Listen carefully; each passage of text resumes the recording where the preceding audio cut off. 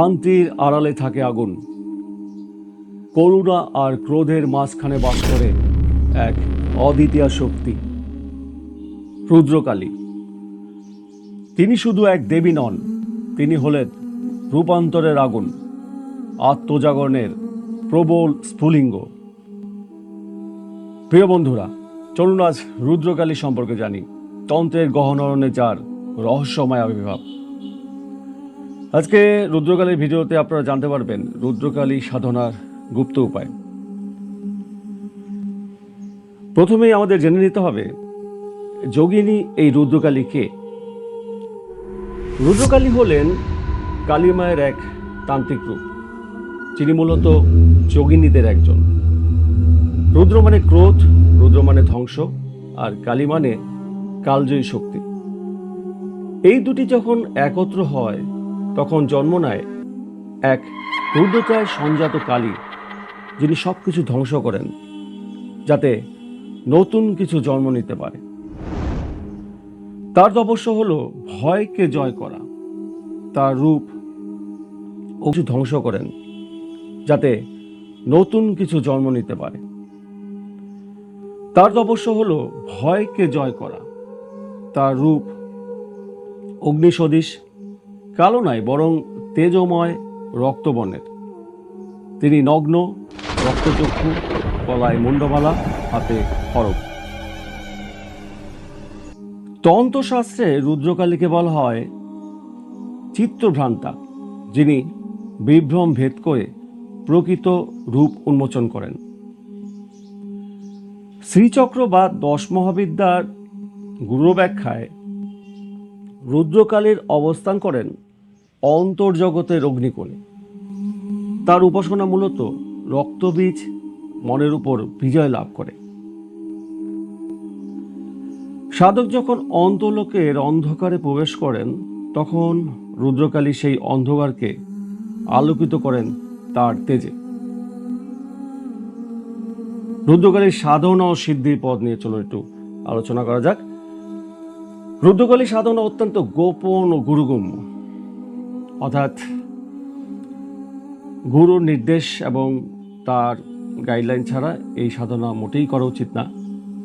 সাধনার আগে চাই আত্মশুদ্ধি, সংযম ও গুরু অনুমতি। রুদ্রকারের মূল মন্ত্রটা হচ্ছে ওম ক্লিং কালিকাই রুদ্রকাল্যই নমঃ। এই মন্ত্র 108 বার জপ করতে হয় অন্তস্থ মনোযোগ দিয়ে, বিশেষত কৃষ্ণপক্ষের অমাবস্যার রাতে।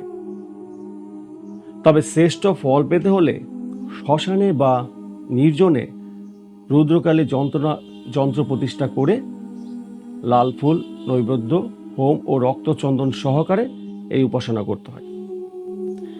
এখন আপনি যদি যথাযথ নিয়মে এই উপাসনা বা এই সাধনা করে থাকেন এবং সিদ্ধিলাভ করেছেন বলে মনে হয়, তাহলে দেখতে হবে যে কি কি লক্ষণ আপনি দেখতে পাচ্ছেন, যার মাধ্যমে আপনি বুঝতে পারবেন যে আপনি সিদ্ধিলাভ করেছেন। যেমন গভীর ধ্যানে অন্তর্দৃষ্টি বা তৃতীয় চক্ষুর উন্মোচন হবে। কখনো দেখা যাবে যে স্বপ্নযোগে রুদ্রকালী স্বয়ং আপনাকে দর্শন দিচ্ছেন।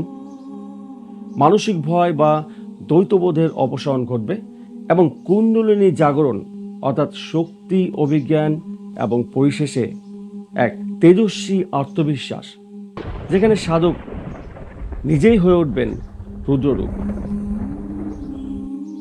রুদ্রকালী কেবল বাইরের দেবী নন, তিনি একজন অন্তর্যোগিনী।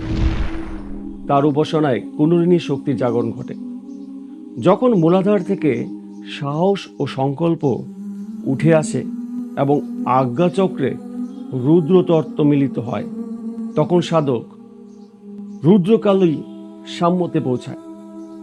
এই সাধনার উদ্দেশ্য হল ভয়, দ্বৈততা ও অহংকে পুড়িয়ে ফেলা। আধুনিক প্রেক্ষাপটে রুদ্রকালী সম্পর্কে একটু আলোচনা করা যাক। আজকের যুগে রুদ্রকালী শুধুই কোনো মূর্তি নন, তিনি নারী শক্তির প্রতীক, যিনি অন্ধ নিয়ম ও অবিচারের বিরুদ্ধে রুদ্র হয়ে দাঁড়ান। তাকে স্মরণ মানেই নিজের অন্তরের দুর্বলতা, ভয় ও দুঃখের সঙ্গে যুদ্ধ করে জয়ী হওয়া। তিনি বলেন, ভয় করো না, ধ্বংস করো সব যা অপ্রয়োজনীয়। তাই রুদ্রকালী হচ্ছেন সেই আগুন যা দহন করে অন্ধকারকে। তার আরাধনা মানেই আত্মার শুদ্ধি, চেতনা রূপান্তর। আপনার আমার মধ্যেই রয়েছেন সেই রুদ্ররূপে রুদ্রকালী, শুধু তাকে জাগাতে হবে।